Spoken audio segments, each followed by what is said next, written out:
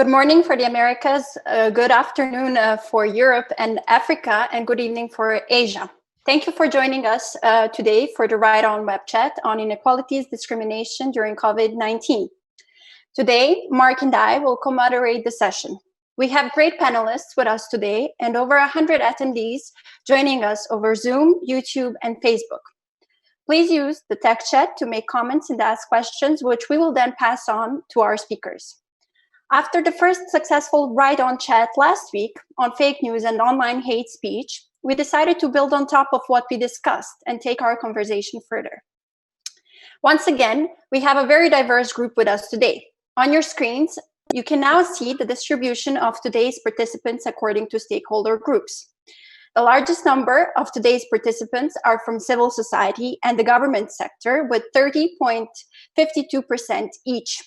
They're followed by research and academia with 22.08%. We also have attendees from the private sector, intergovernmental organizations, and the media. Now, I would like to pass on the floor to Mark, who will introduce our speakers and make a few remarks about today's discussion. Thank you. Mark? Thank you, Natasha, and good afternoon, or morning, or evening, everybody. As many of you may have seen last week, those of you who watch BBC, Emily Maitlis from Newsnight gave a very powerful monologue about the issue of equality in the context of the COVID-19 pandemic.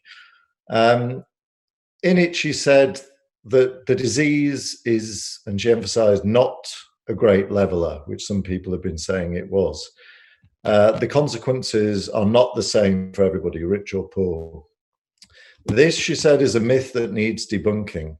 Those on the front line, bus drivers, shelf stackers, nurses, care home workers, hospital staff, and shopkeepers, are disproportionately the lowest paid members of the workforce. They are more likely to catch the disease because they are exposed. Also, those who live in tower blocks or small flats will find the lockdown a lot tougher, and those who work in manual jobs will be unable to work from home. Over the past week or so, we've also read about the disproportionate effects of this pandemic on women's rights, especially in the context of domestic violence, which, by the way, will be a subject for RightOn in a few weeks. We've read about African Americans being more likely to contract and die from the virus. For example, in Louisiana, blacks account for 70% of deaths, but only 33% of the population. Leading the Atlantic magazine to talk of a racial pandemic within a viral pandemic. We've heard about how existing vulnerabilities and equalities for people with disabilities, for example, especially children with disabilities, are being exacerbated. How people on low incomes are unable to pay their rent and face eviction. How many people, including children, are going hungry. And of course, how older people seem to often be talked about as a kind of collateral damage in the push to achieve so-called herd immunity. So let us be clear, this is not a great leveler.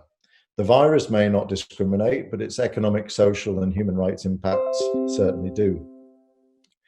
Yet COVID-19 has not created these inequalities. It's rather amplified them and laid them bare for all to see.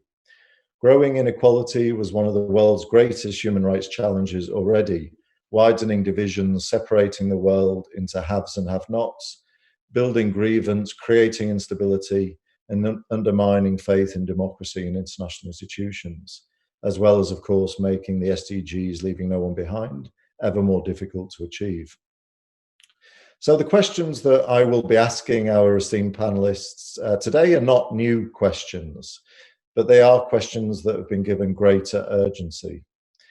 And in this sense, as President Macron and Prime Minister Ardern have said over the past week, the current crisis is not only a crisis, it's also a moment of opportunity to address these inequalities and to build back better.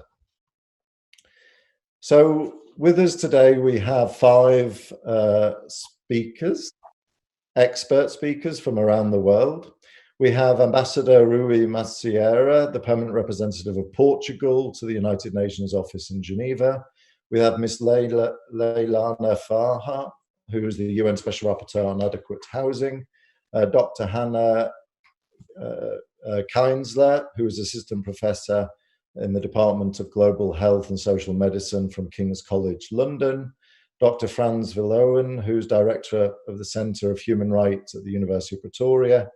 And last but certainly not least, Dr. Joanna Burke-Martignoni, who's Senior Research Fellow at the Geneva Academy. So before we start the discussion and I start asking questions to our panelists, we'll have a first poll where we would like to, which hopefully should appear on your screen now. We would like to ask all participants, so everybody should be able to vote and everybody can vote. Do you expect the COVID-19 crisis to widen existing inequalities in society or reduce them? Yes or no? Here, I think it's going to be one of those polls where we can almost guess the results beforehand, but it's important to do to also debunk this myth about the virus attacking or impacting everybody equally.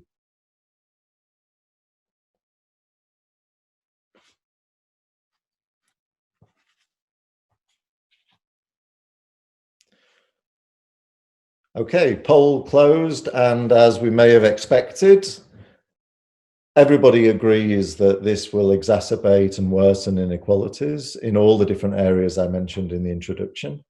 So that, I think, sets very nicely the scene in terms of the scale of the challenge and makes the answers to my questions all the more important. So first then I will turn to our distinguished ambassador from Portugal, who I think now has joined us on the webcast. So, Ambassador, if I could ask you as a representative of a state, what are governments, including Portugal's, doing to mitigate the impacts of this crisis on economic and social rights, especially for those in vulnerable situations, such as migrants? And secondly, are all EU countries working together to address and mitigate those impacts? Please, Ambassador.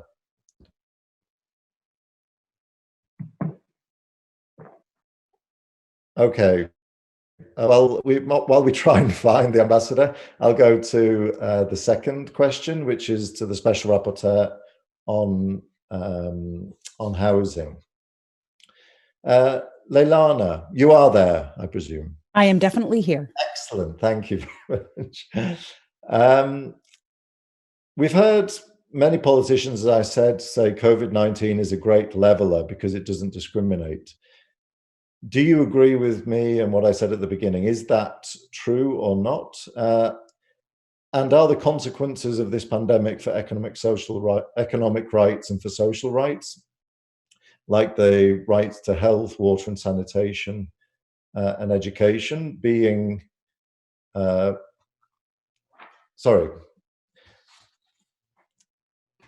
especially, Leila, would like to hear from you about the impacts on the right to housing, and especially, again, for people in vulnerable situations. Please, you have the floor.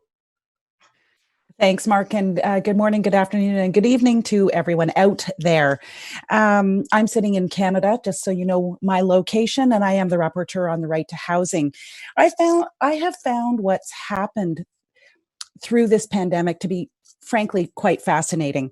The World Health Organization and governments around the world adopted one kind of universal policy to address the pandemic. And that policy has been basic, straightforward, stay home. And it's become a bit of a mantra, stay home, wash your hands, physical distance. And, it seems so easy. But what it's done is it has exposed so clearly that just doesn't work for a big portion of the population. Stay home obviously doesn't work for people who have no home. In other words, people living in homelessness on the streets, in overcrowded shelters, etc. It's exposed that for 2% of the population, that's probably an underestimation of the numbers of homeless around the world. 2% of the population cannot abide by the prescription being put out there by governments around the world. It's exposed that for 1.8 billion people worldwide living in informal settlements, they can't abide by this policy. Why? Because they don't have access to water and sanitation and healthcare facilities if they're living in informal settlements often. So what's happened is these two populations that are often quite invisible in general have become quite visible suddenly. And what's interesting to me is that governments have been somewhat responsive, some governments. So we're starting to see in places like California. California has one of the worst homeless situations in the world. It's also one of the richest states. Well, it is the richest state in the US, and it has like the 5th largest GDP in the world. They've started to actually house some of their homeless population. This is 6 weeks ago, this was unheard of. We're starting to see informal settlements, governments interacting with informal settlements and saying, yes, we're going to provide you with water and sanitation. These are really important steps, and I've been pleased to see that. Overall, however, it's not quite that rosy picture, and we go back to those issues of inequality. What I have found is that the underlying or maybe overt discrimination against people living in homelessness in particular is actually being exposed. So we're finding there's two different standards of what stay at home means. There's stay at home for the middle class population who gets to stay at home and physical distance within the home and outside the home, etc. And then there's a different standard for people living in homelessness where stay at home means continue to live in an overcrowded shelter, lacking sanitation, or in informal settlements, continue to live in really dire circumstances. And what's so odd about it is it's illogical in that to address the pandemic, it's understood that people really have to stay home and physical distance. So I'm alarmed on two levels. One, it's exposing this sort of discrimination against people living in homelessness and informal settlements. And on the other hand, it's not necessarily going to produce good results. I wonder, and here's a little provocation. I wonder if it's felt that homeless populations might only infect other homeless people and they are somehow a dispensable population. And I certainly hope not, but that is, of course, the big fear. And I'll just end with a note on people who are renters or paying mortgages, because that's been a big question around the world. You know, what are governments doing with respect to like huge unemployment like we've never seen before, and then people are not able to pay their rents or their mortgages. And I've seen some interesting moves in that regard too. There have been moratoriums on evictions, for example. There have been mortgage deferrals. I'm seeing less activity with respect to renters, causing renters to propose things like rent strikes because they simply can't pay the rent and they aren't getting the kind of, in many places, aren't getting the kind of government assistance that they might need. What worries me most about both of those populations, renters and those paying mortgages, is a lot of the measures that are being taken now are short-term, a mortgage deferral, maybe a rent abatement. The question is, when the pandemic ends, are those people going to be living in a long-term debt situation? In other words, the pandemic may end, but for those people, it continues in the form of debt servicing over a long period of time. That to me would be a real tragedy, another tragedy out of this pandemic. Because what I'd like to see is for everyone to emerge from this whole.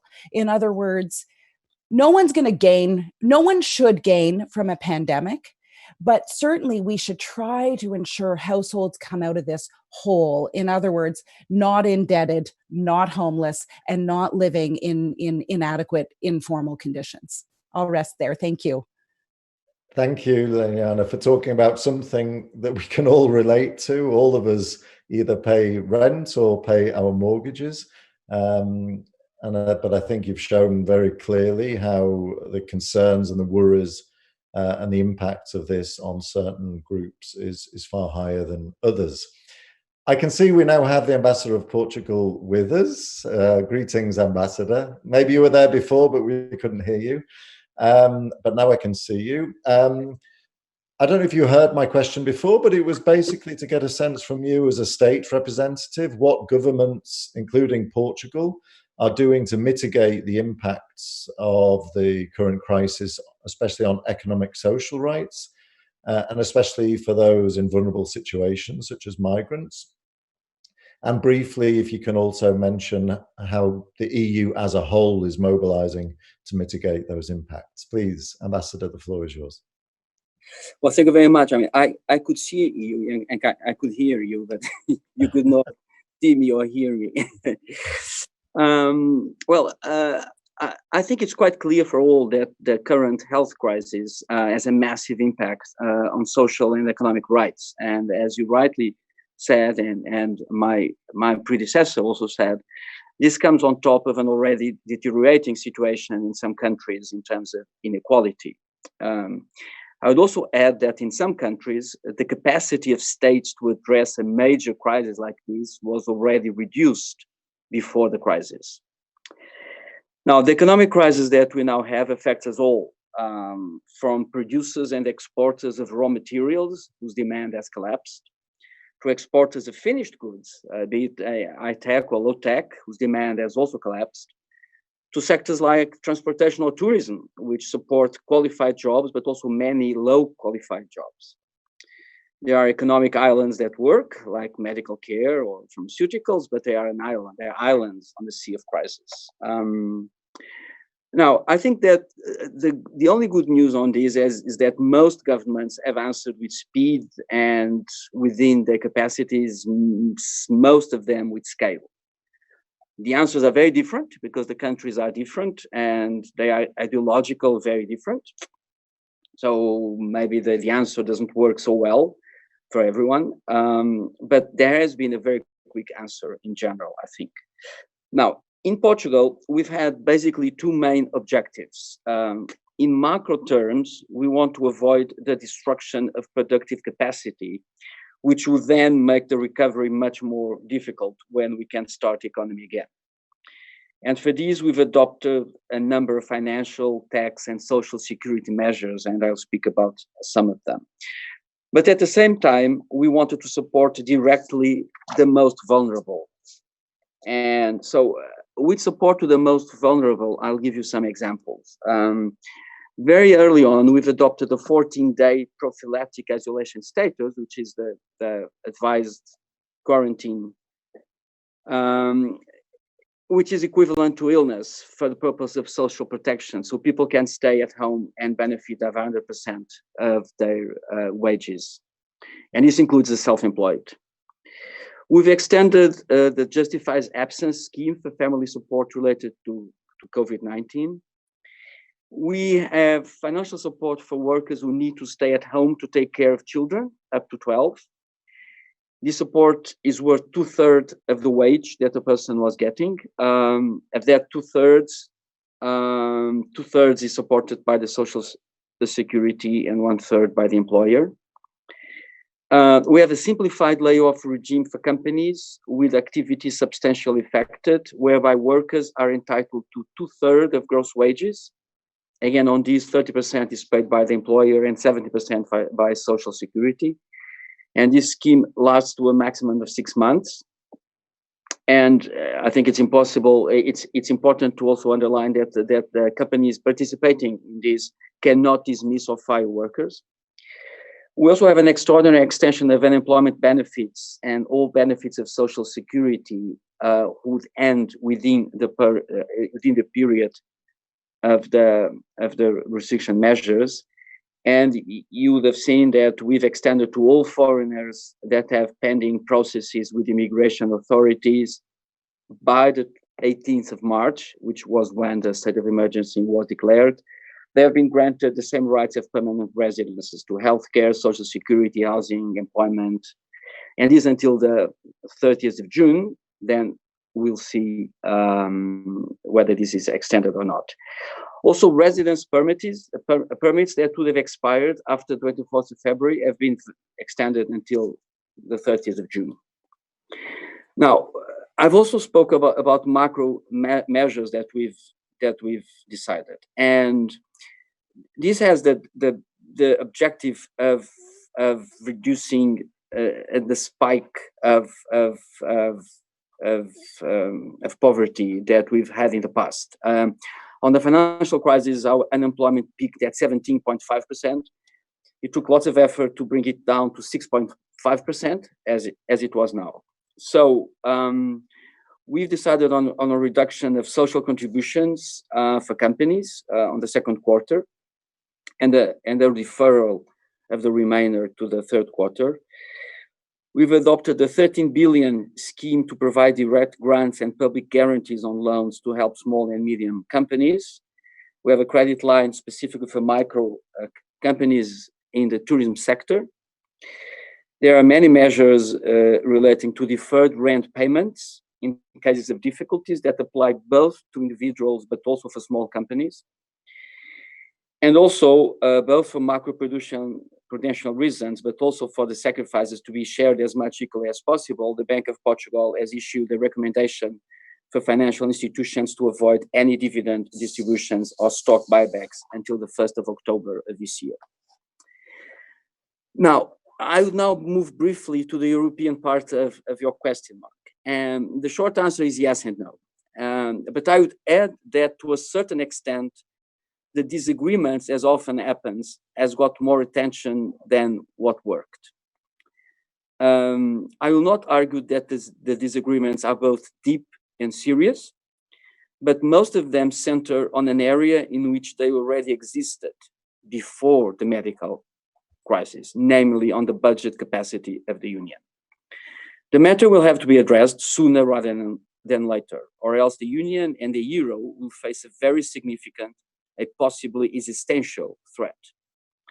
But on what relates to the current medical emergency, many things have worked well. The necessary closing of borders and the crossing points to continue the indispensable trade, and these are areas of core sovereignty, have been coordinated. There have been coordinated operations to repatriate EU nationals from all over the world. The national economic support mechanisms are being coordinated with the institutions in Brussels. The institutions have also relaxed the budgetary constraints. After some serious initial hiccups in terms of medical and protection equipment, things are now going much better. And I would like to add that some of the hiccups that we've had in terms of protection equipment have also happened nationally. I mean, within some of our countries, we also had hospitals and institutions trying to get hold of medical and protection equipments, even within our countries. So it was a problem. I think it's now working much better. So in short, on this, I think that it's not perfect. Much needs to be done and soon, but I don't think you can qualify it as a disaster either. Thank you. Thank you, Ambassador. It was great to have you with us. I would never, ever say it was a national response was an ambassador, was a disaster when the ambassador is on the line with us. Although I guess you have even greater pressure than other countries because Portugal runs the annual UN resolution on economic and social rights. So you have to be one of the best in the class, but it looks like the government is doing very important work to mitigate the impacts of this.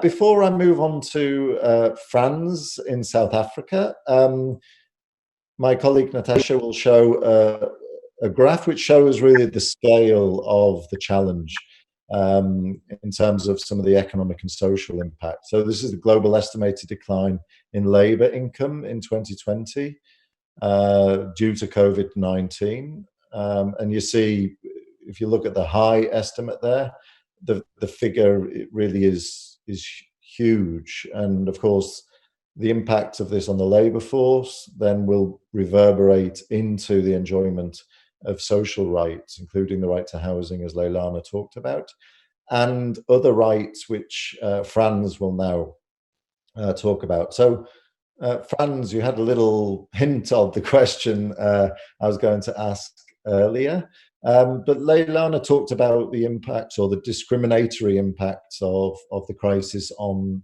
the right to housing, adequate housing. Could you talk about the impacts on some of the other social rights where you think there will be a strong and differentiated impact across society? And especially as you come from, you live in a developing country, if you could say something about how these differentiated impacts will be amplified by different levels of development and poverty in different countries. Please, Franz. You need to unmute that. That's right. Thank you very much. So yes, I think that you mentioned, I mean, even in the proposition that this is an indiscriminatory virus, that is refuted, for example, by the experience in the United States, African Americans vis-a-vis, I suppose, majority populations. And clearly this kind of divide or this kind of pointedness of COVID is exacerbated if one looks at the developing world vis-a-vis the developed world. And in a country like South Africa, which really has one of the greatest, highest levels of inequality in the world, all of these inequalities are exacerbated, and particularly in respect of socioeconomic rights, as you indicated. I mean, if we look at how does one merely, subscribe to this idea of curbing the disease, curbing the spread of the virus, the two main propositions would be that one has to wash your hands and you have to socially distance. And just in a country like ours, just the question of who is able to follow those two prescriptions has a very, very deep resonance with the inequalities that exist already in South Africa. So, I mean, clearly those in rural settings, and as the Special Rapporteur said, those in limited and constrained housing contexts, informal settlements, and the phenomenon that is quite pervasive in a country like South Africa, shack dwellers, they all have very intermittent, very lacking access to basic sanitation. So I think for us in South Africa and for Africa as a whole, I think the idea, the notion of the importance of the right to sanitation, to water and sanitation, that's often kind of neglected and downplayed in the human rights discourse, that has really come to be placed in the forefront, to be highlighted. The second leg is obviously then to be able to distance yourself socially. And again, as it was pointed out, the right to housing and issues around housing come very much to the forefront here because of the inability of those who are socially contextualized within a small setting, such as, again, informal settlement dwellers and people living in shacks and in small flat complexes. For us, I mean, these factors are also overladen by the plight of non-nationals. So I think if you look at socioeconomic rights, if you look at housing, the issues arising from lack of socioeconomic rights are exacerbated. We in South Africa don't follow an encampment policy. We have people making a living for themselves.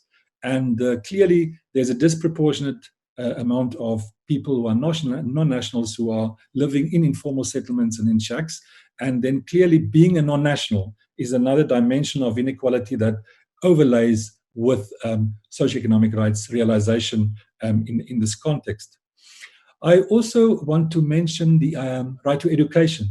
I think, I mean, there the supposition is we will discontinue the formal schooling, but in place will come virtual learning and a caring parent who is able to do maybe homeschooling.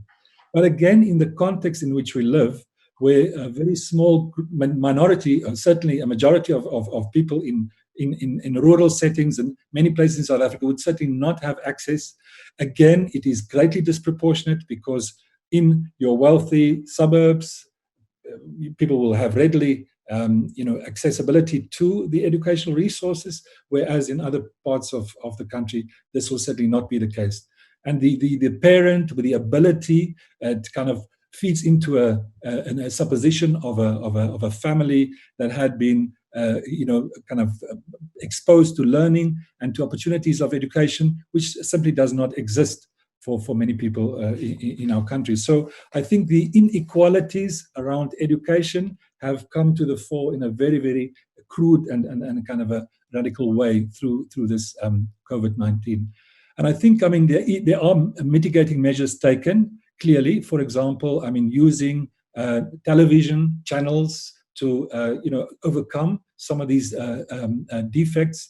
But I think those certainly are emergency measures which still do not speak to the kind of idea of how education will be worked out in this context. And if I may also just add another a right, which is never really conceived as a right, and that is, in a sense, the right to public transport. If you look at a country like ours also, there would be limited periods of time where limited transport would be available. But if for some reason you have to perform certain functions, you are maybe even an essential worker, or you are able to access certain services, and you fall without those periods, you are stranded, literally, for a duration of a long period of time. So a simple thing like access to a car, access to public transport, and the inequalities that go hand in hand with that access, again, have been highlighted, exacerbated through the crisis. So the only kind of positive spin one could have on this is to say, clearly, I think what we see through the COVID-19 is that the importance of socioeconomic rights, the notion that somehow these rights are less important and not justiciable, hopefully this will gain currency, and that the accountability framework, the idea that governments are held accountable for realizing these socioeconomic rights, that will gain some momentum as we evolve out of this terrible phase of the epidemic. Great, thank you, Franz, also for giving a positive spin at the end. And I completely agree with you. As I said at the beginning, I think one of the opportunities that comes from this crisis is it has shone a light on the issues of inequality, especially as it pertains to economic and social rights, and especially in countries like the United Kingdom and the United States, which historically have not been known to have a very friendly attitude towards economic and social rights. And we see that at the moment in the debate in the UK about fair pay for doctors and nurses. So I think hopefully that will be some positive that will come out of this focus on economic and social rights.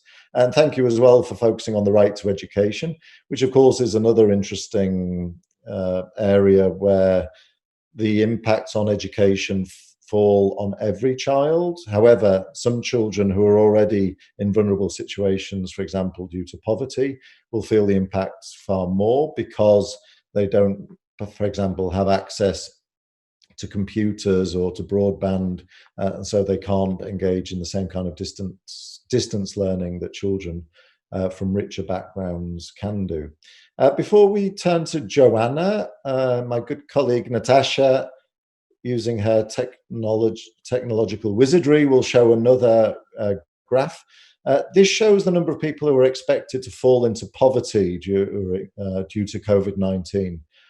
So this gives, I think, a sense of perspective of the kind of enormous challenges in terms of the enjoyment of economic social rights and the increasing inequalities that are going to come from the COVID-19 crisis are laid bare here. According to these projections, nearly 500 million people around the world, focused mainly in developing countries, are expected to fall into poverty over the coming years. Here it shows especially big impacts, of course, in the Pacific and South Asia.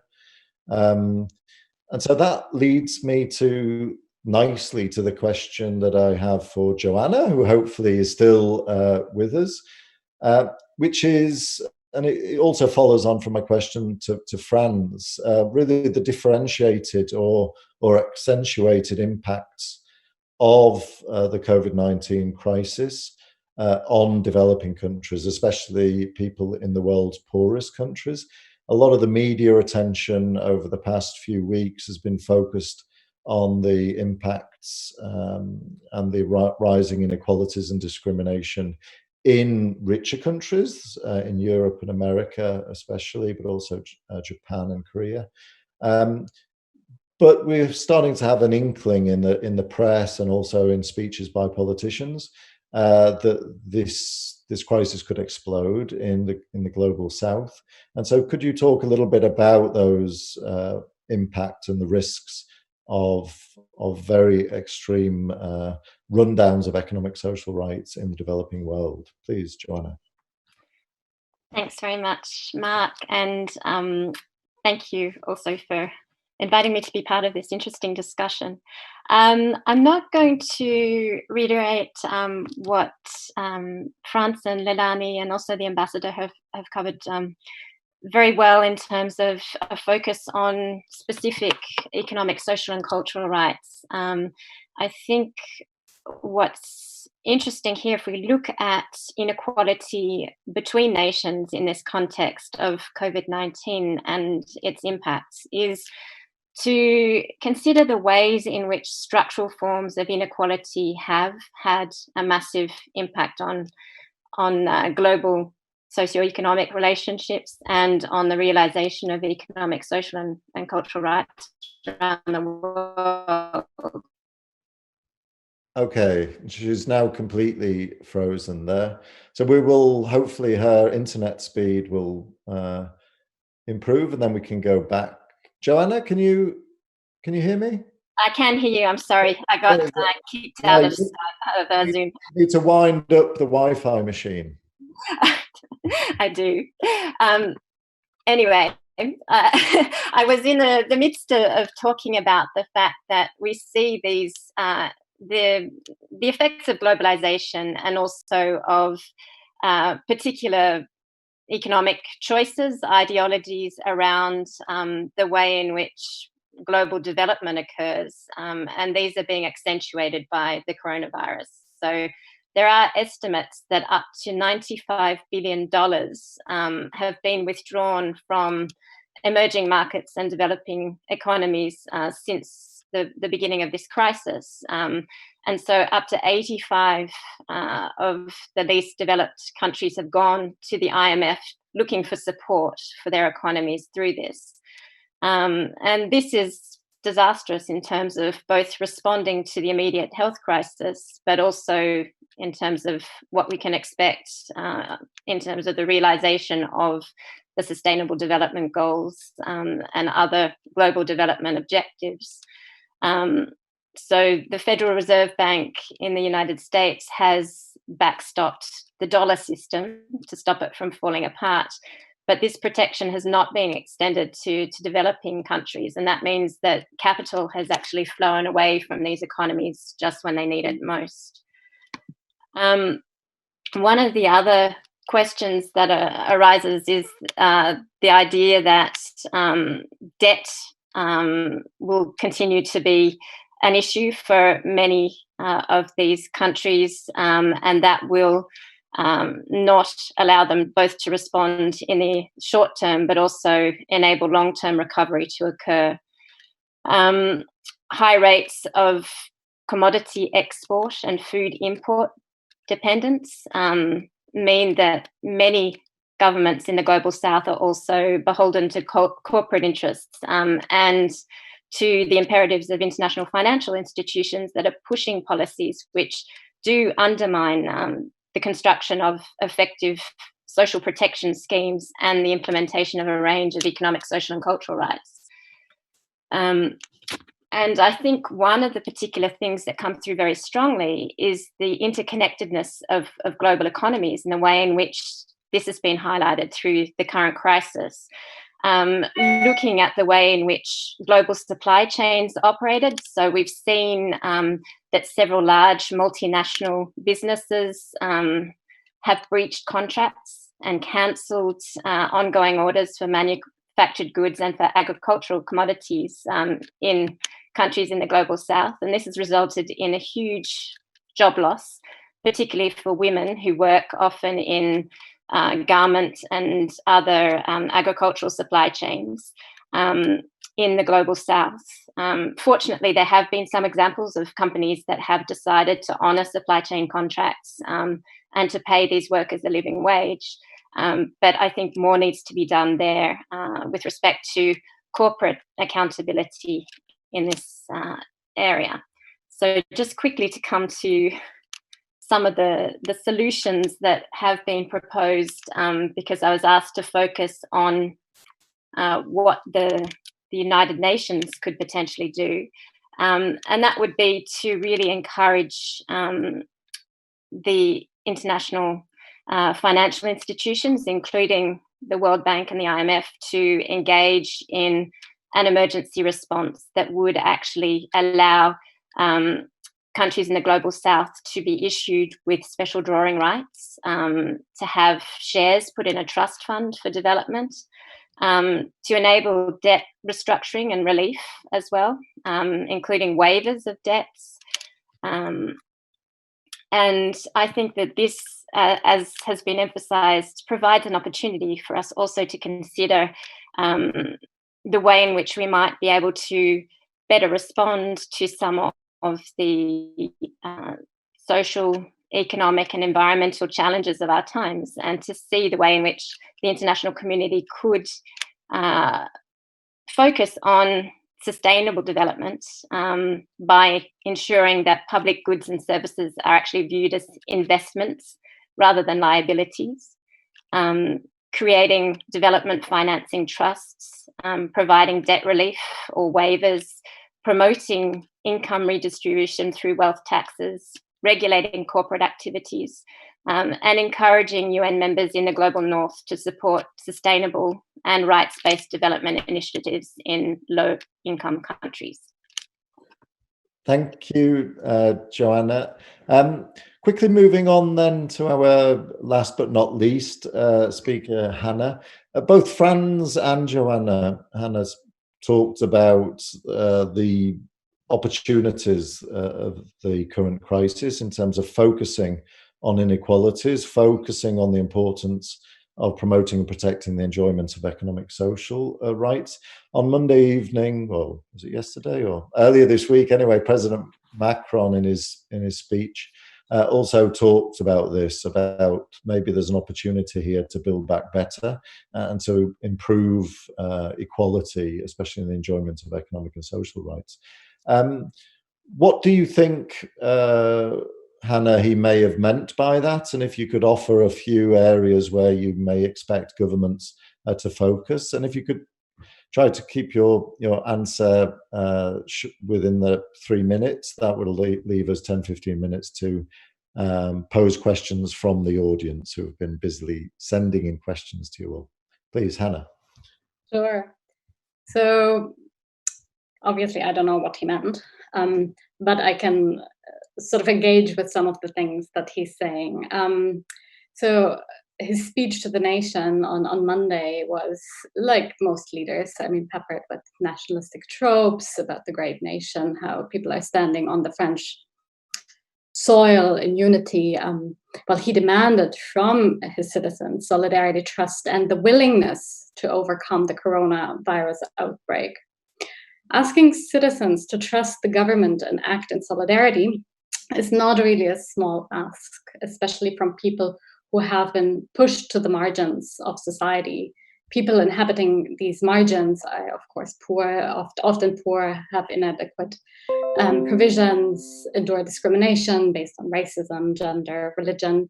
And epidemiological studies have shown that these inequalities lead to poor health outcomes and premature deaths from infectious diseases, non-communicable diseases, mental health issues. And COVID is, of course, no exception here. As you said before, in the UK, just like in the US, it becomes blatantly apparent that the virus disproportionately impacts people who are Black, Asian, and minority ethnic, as 34%, I think, who are critically ill with the coronavirus are BME, while they're only constituting 14% of the society. France, I would say, is facing a similar situation, and Macron knows this full well. According to him, COVID-19 has made explicit or brought to the fore existing inequalities, and consequently he went at great lengths in his speech to promise to meet basic needs of impoverished families, people with disabilities, and those living otherwise in precarious situations. And he considered COVID as a sort of an invitation to develop a fairer society. But perceiving a crisis like this as an opportunity is nothing new. Crises, whether they're wars or disasters, are often seen as an opportunity to build back better, to borrow from WHO, the phrase, and have led to what Calhoun has called an emergency imaginary. And this emergency imaginary allows resources to flow, allow interventions to take place that were until then unthinkable, that mobilize media attention and public sympathy. And so they're very fruitful for decision makers. But I want to caution here, and I'm not proposing solutions, because I think it's again, we need to think much harder, because I believe that freeing resources like this and acting so fast seldom leads to more leads seldom to more just societies. And the reason is that rapid response leaves little time for reflection, why these inequalities exist in the first place. So we often fail to recognize that they're determined by political violence, such as colonialism, military occupation, war and structural adjustment, but also structural violence connected to discrimination, including racism, gender and age-based discrimination, discrimination against people with disabilities, but also symbolic violence, what we as anthropologists call, where we say that the most affected kind of perceive that they almost deserve their lot. And so these underlying drivers of disease and premature death will not be tackled through face masks, social distancing, vaccines. So I don't want to diminish these interventions. They are important, obviously, but they're simply not enough when we understand COVID-19 to be a medical, but also a social and political problem. And this is, I think, so I don't have a quick solution, but rather my invitation is to really step back and reflect and think about the causes of the causes and start to tackle these. Excellent. Thank you very much, Hannah. Don't go anywhere, any of the panelists, because now I'm going to pass over to Natasha, who's been busily collecting questions from the audience. So she will she selected a few questions and will pose them in a second, and then we'll give you all the chance to pick or comment on some of them or all of them. But if you could again keep your responses very short, just 1 or 2 minutes, that would be great. Natasha, over to you. Thank you, Mark. As you've already mentioned, we have a very lively discussion in the chat. However, we decided to pick 5 questions for our speakers that are, so to speak, the most relevant to our discussion. The first question was from Sherna Alexander Benjamin, who asked, what role can the Human Rights Council play in advising countries to respect the human rights of the population while enforcing lockdowns? We also had a question from Serna, and perhaps this is the most this question is the most relevant for Hannah. Serna asked, how can we keep women safe from upcoming sexism and discrimination as a result of the COVID outbreak?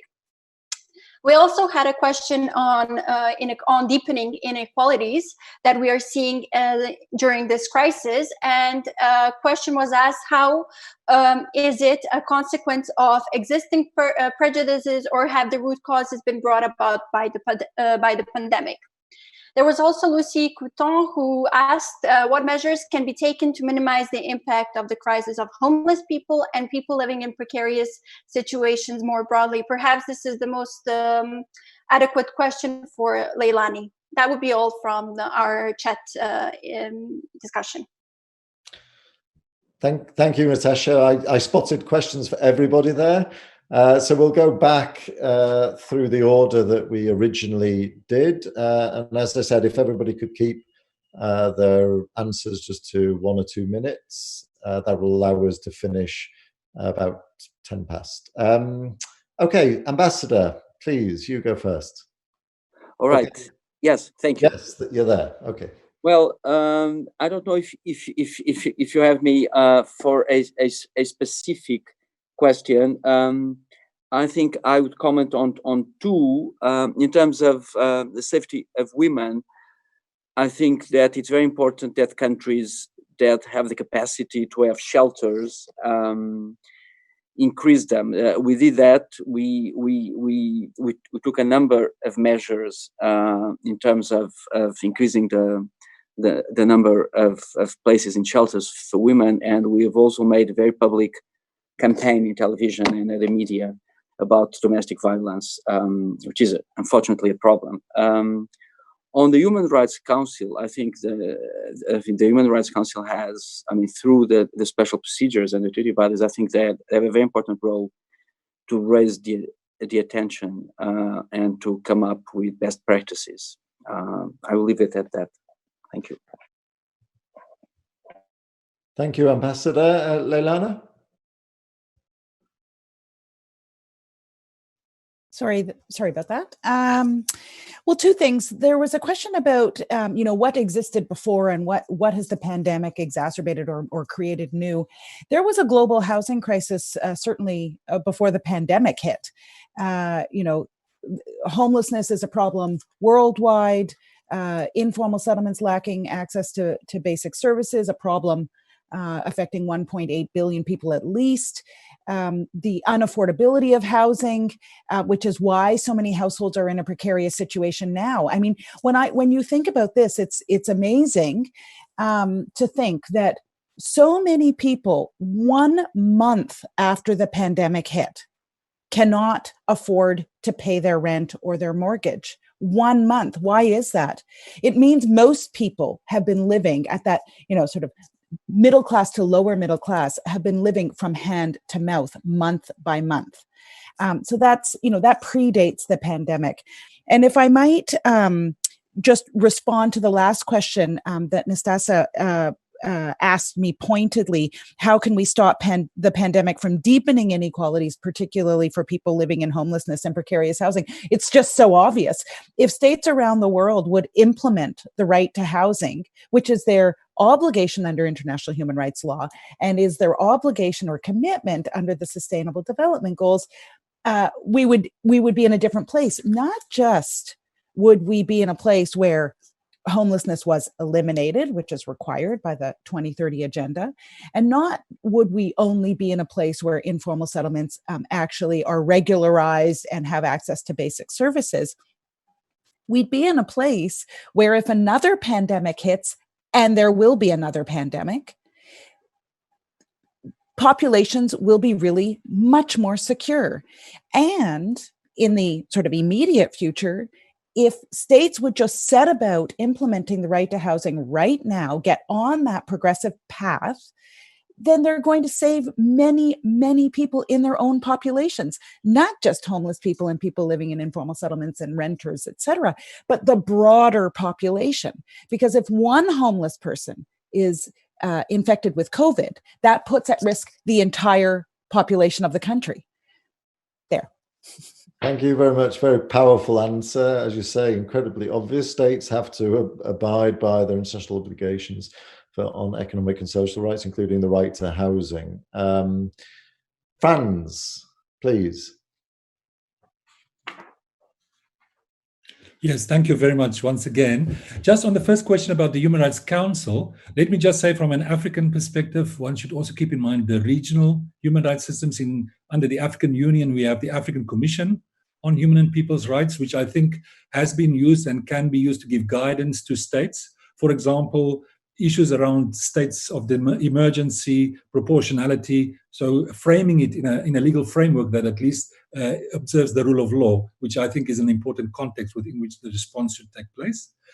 I just thought I'll say something also about the question of the underlying prejudices and perhaps new and exacerbated prejudices that have emerged through this pandemic. And perhaps because from science, we see this as perplexing COVID-19. It's difficult to explain. So perhaps it's not surprising that people would also sometimes have irrational reactions. So we've had reports in African states about othering and stigmatizing particular communities. For example, LGBTI+ communities have been targeted for somehow being responsible which obviously has no root in actual reality, or somehow the pre-existing prejudices and stigma of those particular communities have now been kind of conflated. I think the same to some extent in South Africa and elsewhere with non-nationals.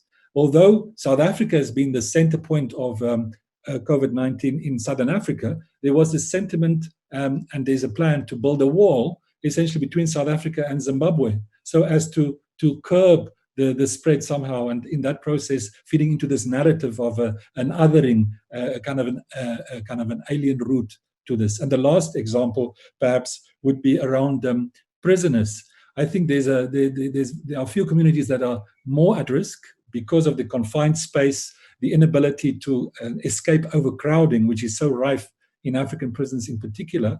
And then somehow one of the first cases reported would be one of a prison ward, someone being infected by prisoners. And the narrative then is that somehow prisoners are putting our nation at risk, whereas I think serious consideration should be given to alternatives to decongest prisons, for example, releasing those convicted of petty offences and those who are at the end of their prison terms and so on. So again, rather than looking at the real plight of prisoners, there's been this element of further stigmatizing them as somehow a vector for this disease propagating.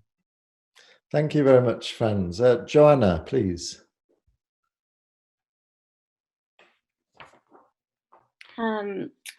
To start off with, I'll try and address the issue of whether or not this is actually a new situation in which new inequalities are emerging, or if it's merely the exacerbation of existing or pre-existing inequalities. And I think, as others have said, it's a combination of both, clearly. I think we're reaping the fruits of decades of privatization of essential services. We see, particularly with respect to healthcare, to education, to water, and the lack of accessibility of many of those basic economic, social, and cultural rights for many people as a result of the commodification of these human rights.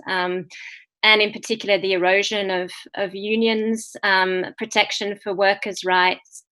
Here we can see very clearly what that means for many, many workers around the world, particularly people who are working in the informal economy, which we now realize is the majority of the world's workers. I also have the feeling that perhaps we might see a wave of xenophobia coming out of this. Now that borders have been closed, there may, despite the rhetoric of solidarity and us all being in this together, there may be a backlash against people who are migrants, who are asylum seekers, and a lack of willingness to spend also on development assistance abroad, which will heighten inequalities. Looking at what the Human Rights Council could do to address the current crisis to ensure that economic, social, and cultural rights are respected, protected, and fulfilled, I think supporting measures like the adoption of a binding treaty on business and human rights would be something that could be done. Looking to protect rights to information, to participation, and the protection of human rights defenders is going to be really a crucial role that the council can play here. And finally, just ensuring that there is action on SDGs number 5 and 10, which are the SDGs that do speak to issues of inequality, and which unfortunately may be those SDGs that we have the least chance of realizing. And if we can really push that to the forefront of the agenda, that would be great. Thank you very much. And last but not least, Hannah. And by the way, thank you so many of you for offering very concrete suggestions about what the United Nations Human Rights Council and the rest of the UN can and should be doing. Please, Hannah, your final remarks. Yeah, I was asked to talk about women's safety during COVID. And again, I think just like with all other inequalities and forms of discrimination, There are short-term interventions and there are long-term interventions. Of course, in the short term, we can open shelters that allow for social distancing and safety, but they will not tackle the root causes. So, and just speaking more generally, I think if we just focus on these short-term measures that may, yes, of course, keep people safe in the short term, we are missing an opportunity, namely to tackle the underlying reasons. So why is it that women face violence, especially in these and similar situations? It's also not the first time that women are exposed to greater violence at home. This is not COVID specific. There are other situations where this is the case. And I believe that if we're not addressing these kind of root causes, again, reflecting about what is it that are the underlying drivers of this violence, we are providing band-aids, which are not going, which will be helpful maybe in the short term, but I just recently talked to my colleague Rita Jakaman at Birzeit University in Palestine, and she said these band-aids are, if you put them over an open wound, it will make the situation actually worse. It won't make it better because you're not addressing what is underlying, what is driving violence, what is driving discrimination, what is driving homelessness, just to bring it back to all these other issues. So I think it is important also here, again, to think about the causes of the causes rather than immediately or, jumping to kind of technical solutions to very, very complex socio-political and economic problems. Thank you, Hannah, and thanks to all of our experts for those great answers and to all the participants for the excellent and very valuable questions. I'll now pass back to Natasha for some concluding remarks. Thank you, everyone. Thank you, Hannah, for this point on female discrimination. We heard some very interesting inputs from our panelists and the attendees in the text chat. Unfortunately, we weren't able to cover all the questions, but I do hope that you enjoyed our discussion today, and we look forward to meeting you next Wednesday when we will discuss the question of democracy in crisis. Have a good day, everyone. Thank you for joining us. Thank you. Thank you, everyone.